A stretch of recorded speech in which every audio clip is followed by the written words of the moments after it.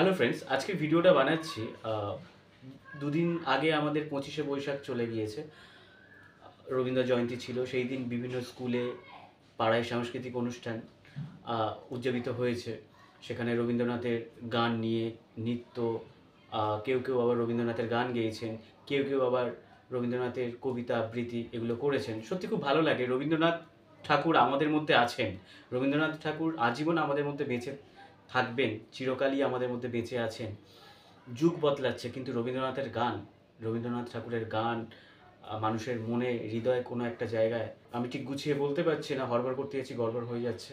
যাই হোক, যেটা বলার জন্য আমি ভিডিওটা বানাচ্ছি, মেন সাবজেক্ট যেটা, সেই বিষয়টা আপনাদের সামনে তুলে ধরছি।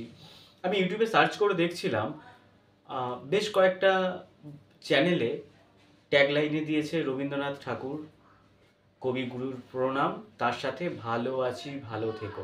এই যে গানটা আছে না, আমার ভিতর বাহিরে অন্তরে অন্তরে আছো তুমি হৃদয়ে জুড়ে,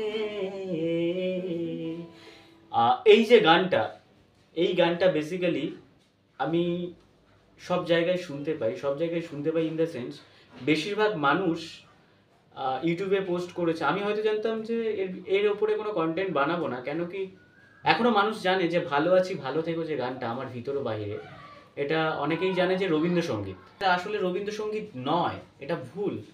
কিন্তু ইউটিউবে 7 থেকে শুরু করে 80% মানুষ পর্যন্ত ইউটিউবে ভিডিও দিয়েছে, রবীন্দ্রনাথ ঠাকুরের ট্যাগলাইন দিয়ে রবীন্দ্রনাথ ঠাকুরের গান বলেও উল্লেখ করেছে। আমি স্ক্রিনে স্ক্রিনশট দিচ্ছি, সেখানে কি বলবো, হাসি লাগে, তো এই গানটা বাংলাদেশের গান বলা নয়, এটা একটা সুইসাইড নোট। বাংলাদেশের একজন কবি এটা লিখেছিলেন, কবিতাটা তার মনের কিছু ব্যক্তিগত জীবনী কিছু লিখেছিলেন। তার নাম হচ্ছে রুদ্র মোহাম্মদ সাইদুল্লাহ। তো এটা রবীন্দ্রসঙ্গীত নয়।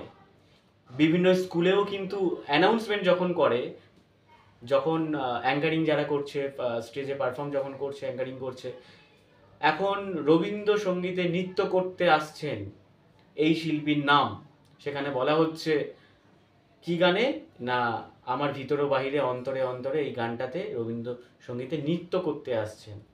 কেন ভুলভাল কথা আপনারা বলেন? আপনারা একটু পড়াশোনাটা করুন না, করে তারপর বলুন না আপনারা যেটা ভুল বলছেন।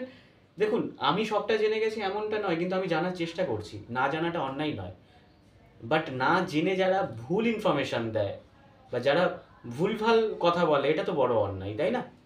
এখনকার জেনারেশন এতটাই ভুল, এমনিতে তো বানান তো ভুল, বাংলা বানান থেকে শুরু করে ইংলিশে আমি গেলাম না, বাংলা বানান সবটাই ভুল আপনারা লেখেন।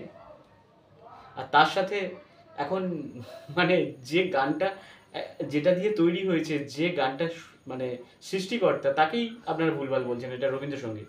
সত্যি হাস্যকর লাগে, বিশ্বাস করুন। পোশাকে স্মার্ট না দেখিয়ে, হাতে আইফোন নিয়ে স্মার্ট না দেখিয়ে, নিজের মধ্যে কোয়ালিটি তৈরি করুন, তাতে বরং আপনাকে হাস্যকর লাগবে না। তো সবাই ভালো থেকো, নতুন কোনো ভিডিও নিয়ে আসবো, ততক্ষণে প্র্যাকটিস করতে থাকো, কারণ গিটার প্রেমিক তুমিও। আমার ভিতর